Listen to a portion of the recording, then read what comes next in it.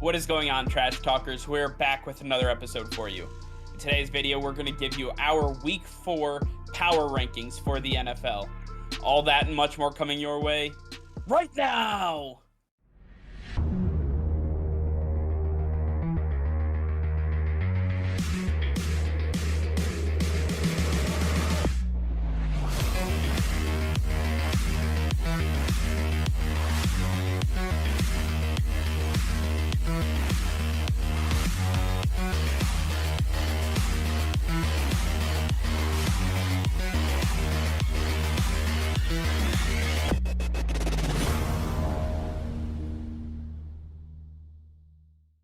All right, Nick. Week 3 in the NFL saw the league taking shape, and we saw some teams falter that we thought had high expectations, and then we saw other teams that had low expectations really show us that they have a lot more to offer. So I want to get to our power rankings and really show the viewers what we have. And I want to start off, obviously, with 32 and 31.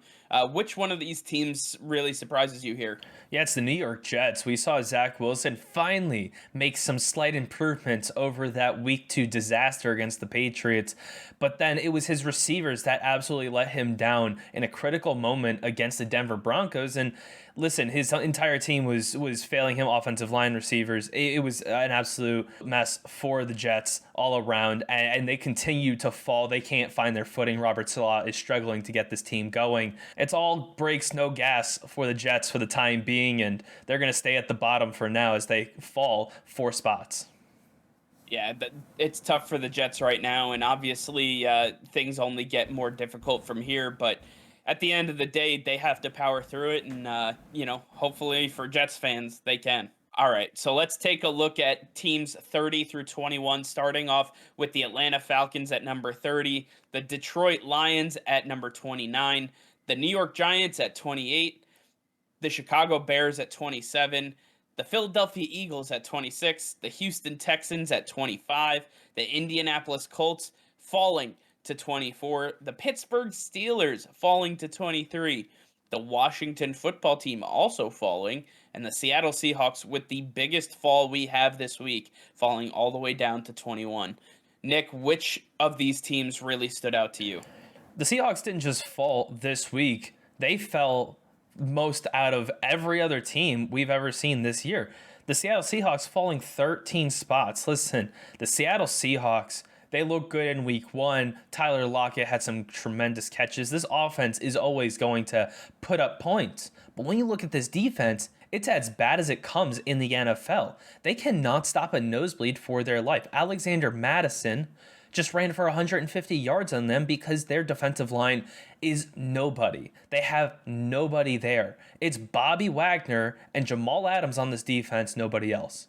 They are struggling big time, and there's not a chance that the Seattle Seahawks are going to have any possibility of making the playoffs this season if they don't pick it up. The Seattle Seahawks, we knew when they were giving away cornerbacks like candy and they weren't resigning defensive linemen. We saw Jaron Reed literally walk out the door and go to Kansas City. I mean, they did nothing. KJ Wright, gone. I mean, they are losing pieces left and right. Bobby Wagner honestly doesn't even look like the old Bobby Wagner, and Jamal Adams looks like he is running around with like a chicken with his head cut off, just trying to make tackles and plays for this defense. Nonetheless, I agree with you. The Seattle Seahawks take the biggest dive here because of how poor their defense is, but also the injury to Tyler Lockett. And I do want to say Alexander Mattison had 112 yards rushing, so not 150. But it doesn't really matter at the end of the day because a backup running back torched this defense. The team I want to talk about here, though, is the Houston Texans. And we actually have them moving up after a loss, but it was how they lost. And I guess, I'm not here to give out participation trophies by any stretch of the imagination, but when you look at the teams that we dropped, another team had to move up, and the Houston Texans have been performing well above where we had them originally. Taking a look at Brandon Cooks specifically, this guy is one of the best wide receivers in the NFL this season, and he is doing it with the likes of Tyrod Taylor and now Davis Mills. So this guy has been outperforming people like DeAndre Hopkins, DK Metcalf, Julio Jones, who have bona fide quarterbacks on their team, and he's doing it with a rookie that had to start on a short week because Tyrod Taylor got injured yet again. So I like the Houston Texans. I like where they're going. I think Nick Caserio put a lot of pieces together. Nick, as you like to call it, the land of misfit toys. And listen, they all understand that they're the land of misfit toys, and they're coming together as such to be able to put a hurting on this league. They were competitive with the Carolina Panthers, who we expect to be competitive in the NFL. And I was very surprised to see that. Even though Christian McCaffrey went out in that game, it doesn't matter. They played their hearts out and they were in it toward the end. So the Houston Texans definitely a big riser in my mind. And starting off with number 20, we have the New England Patriots dropping 10 spots. At number 19, the Miami Dolphins. At number 18, the Cincinnati Bengals. At number 17, the New Orleans Saints. At number 16, the San Francisco 49ers. At number 15, the Minnesota Vikings. At number 14, we have the Denver Broncos. At number 13, the Green Bay Packers. At number 12, the Carolina Panthers. And at number 11, the Las Vegas Raiders. All right, Nick, out of these teams, which stood out to you the most? Yeah, I really love the Denver Broncos right now. They have had a stellar season so far, and it's really not what they have done, it's what they can do in the future. Because this offense, they're losing Jerry Jeudy, they lost KJ Hamler in this game in week 3. But they still have so many weapons. Cortland Sutton, Tim Patrick, Noah Fant, and the 2 running backs in the backfield. There is still so much for Teddy Bridgewater to work with that this offense is going to put up points. And then when you look at the defense, they're unbelievable. Putting up 5 sacks and getting 2 interceptions against the New York Jets. Patrick Surtain playing out of his mind, the best defensive player in the rookie class so far. They look phenomenal. Von Miller is there. Bradley Chubb wasn't even playing. They still got 5 sacks. I can only imagine what this defense is going to do with him. The Denver Broncos potential is really limitless, and I can't wait to see how far they go. The Denver Broncos here are an interesting one because we haven't seen their full potential, obviously, but Teddy Bridgewater seems to be the calming presence that they needed at the quarterback position, and I think Vic Fangio can thank his lucky stars that the Carolina Panthers decided to pay $7 million of this quarterback's salary just to get him onto the Broncos so they can make room for Sam Darnold. So the Broncos definitely making out here with a king's ransom. So I really like what they've been able to do this season. But a team that's been struggling as of late is the New England Patriots, our New England Patriots at that. And we actually have them dropping 10 spots, which is the second most to the Seattle Seahawks, who you previously talked about. And the New England Patriots, I mean, this is a team with high expectations because they did cut Cam Newton for the rookie Mac Jones. And when you make a bold statement like that, you are saying that we believe that this rookie quarterback can perform better than a former MVP. Granted, I don't think Cam Newton is considered the MVP that he once was. It doesn't matter. There is expectations put on this rookie, and while it wasn't entirely his fault, this team did not show up to play, plain and simple. The New Orleans Saints outgunned them, they outplayed them, and they out-efforted them. And that's not even a word, but they did it. The fact remains that Sean Payton came into New England knowing exactly what Josh McDaniels was trying to get done in this offense, and he took it away completely. Dennis Allen needs to be given all the credit in the world as the defensive coordinator for the Saints because this guy, he was tying knots around this offense. And then Bill Belichick, he did as much as he could on the defensive side of the ball to stop Jameis Winston in this offense, but they were out there so much that they were just gassed towards the end, and they ended up giving up that late score that put the nail in the coffin. The Patriots have to get these issues resolved. No more block punts. No more bobbled catches that go for pick sixes. No more fumbles like we saw in the Miami Dolphins game. It has to stop now if they want to compete for a playoff spot, and they have the potential to do so. It's a matter of getting that winning mentality back. All right, and now on to the top 10, getting to the guys who really matter, the ones who are actually doing their job this season. The Tennessee Titans coming at number 10, moving up 4 spots from last week. They're finally starting to take shape. However, it is without A.J. Brown. We do not know the extent of his injury just yet, but he wasn't looking the part anyway, and Julio Jones is gladly going to take over that number 1 role. Derrick Henry still running as tremendous as ever. He is on pace for another amazing season. This offense is always going to be great. But now we see the defense also taking shape. The Indianapolis Colts not able to put up a lot against their divisional rival. The Tennessee Titans overall are starting to pick it up. They're starting to figure it out. And this is what we expected from this team all along. Ever since they got Julio Jones, we expected them to be one of the biggest terrors in the AFC. Now they are. They break it into the top 10, and I'm really excited to see where they can go from here. At number 9, we have the Los Angeles Chargers, and the Chargers have come out guns blazing this season. Specifically, wide receiver Mike Williams taking on a life of his own, really showing what he can do in this system that Brandon Staley brought over with him. And they are absolutely incredible so far. Justin Herbert is exactly what this team needed. He provides the leadership and the mentality that they need to win. On top of that, this defense under Brandon Staley is absolutely lights out. They have been suffocating offenses left and right. And even in their loss to the Dallas Cowboys, they showed up strong and gave up nothing to Dak Prescott, Amari Cooper, CeeDee Lamb, and that explosive offense down in Dallas. They made sure that they were on their game, and they're in a unique position where the Raiders and the Broncos are leading their division, but the Chiefs are 1 and 2 at the bottom. The Chargers have a unique spot here to really get up on the Chiefs and not let go, because when you defeat them, you now have one of 2 games on your side in a head-to-head matchup, and I believe they have what it takes to take this division home. And at number 8, we have the Dallas Cowboys, who you just said beat the Los Angeles Chargers in week 2. The Dallas Cowboys looking stellar so far. That offense with Dak Prescott back under center looking ferocious. Ezekiel Elliott and Tony Pollard, that 1-2 punch, can't be matched right now by anybody else in the NFC. I really believe that this is one of the best offenses we have in the NFL right now. And that defense with Trayvon Diggs and Michael Parsons, these guys are really taking hold of this defense. These young guys are really making a name for themselves. I really like what we've seen from the Dallas Cowboys, and I think that they are going to be one of the biggest surprises that we see come out of the NFC this year. At number 7, we have the Kansas City Chiefs. And listen, I know what you're thinking. How can the Chiefs be ahead of the Chargers when they just lost to the Chargers in brutal fashion, by the way? But the fact remains that the Chiefs are still one of the best teams in the NFL, and it's only week 3. I still expect them to be on top of their game as the season progresses. They are not a 1 and 2 team. They have not played up to expectations, and until I see otherwise, they have to stay toward the top of this power rankings. I just think that they were beaten by a team that was a little hungrier than them.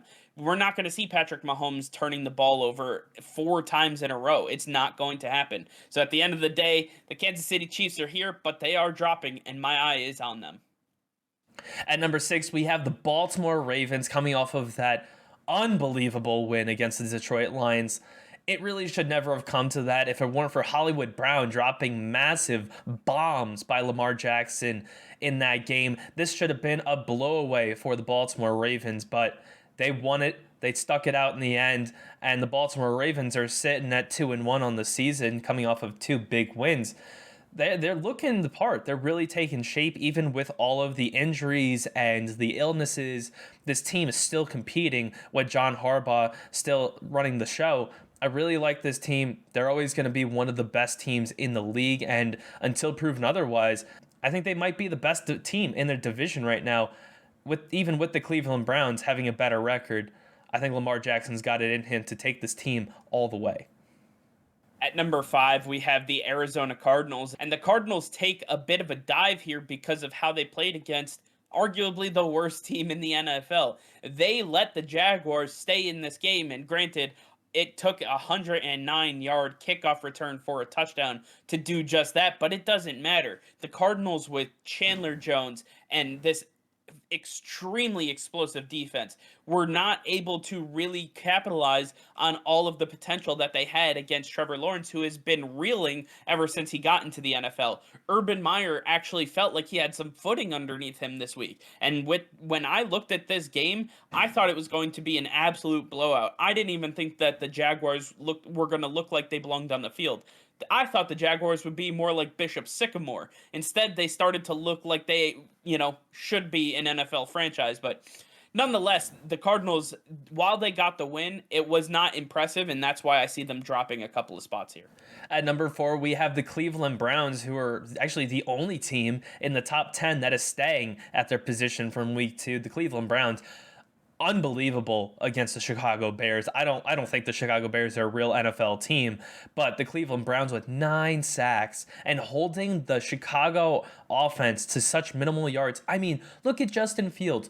He had net 1 yard on the day when you take away all the yards lost from sacks. Unbelievable how bad the Bears are, but more impressive is how good the Cleveland Browns defense is and this entire team all around. Without Jarvis Landry, OBJ filled that spot right away, and you see just how good OBJ is compared to the rest of the receivers on the team. And then Kareem Hunt, that bad man, he is really taking over as the lead back right now. Nick Chubb, he's getting a lot of yards, but it's really Kareem Hunt who's tearing up these defenses. Impossible to take this guy down. He does not want to go down. He will shed everybody in his way, and he will score with all the will in his body. There is nothing right now getting in front of the Cleveland Browns. There isn't much getting in the way of the Cleveland Browns right now. They are on an absolute tear, and I can't wait to see where they go from here. At number 3, we have the Tampa Bay Buccaneers, and the Buccaneers suffered a massive defeat at the hands of the Los Angeles Rams in what was sure to be one of the best games that we have all season. The Rams absolutely came out and dominated this team, and my position all along with the Buccaneers has been they're going to go as far as Brady takes them. Now I'm starting to switch that a bit. The back end of this defense is atrocious. And without Sean Murphy bunting, these guys are in big trouble. And I never thought I'd say those words, but Carlton Davis and Jamel Dean and Antoine Winfield, these guys have not been able to step up to the challenge without Sean Murphy bunting. And when you're taking a look at the wide receivers for the Los Angeles Rams, you let Cooper Kupp become the best wide receiver in all of football on your dime. On top of that, Deshaun Jackson showed that he is in his 2012 prime again, getting separation on multiple plays. It was unfathomable what I was seeing, and Matthew Stafford looked absolutely incredible against this defense. I think the Buccaneers have a lot to work on in the passing defense. Their rush defense was really good. That also came with the fact that Darrell Henderson wasn't there. Stoney Michel was taking over for the first time since being traded to the Rams. So a lot of things going their way on that side of the ball. And then obviously Tom Brady did not perform the way he wanted. Although he threw for 400 yards, Mike Evans, Chris Godwin, these guys did not get going in the red zone, and it cost them a lot of opportunities. So I need to see more from the Buccaneers right now, but it does seem like they are going to fall a little bit here. One team, though, that I really don't want to see any more of is the Buffalo Bills here at number 2.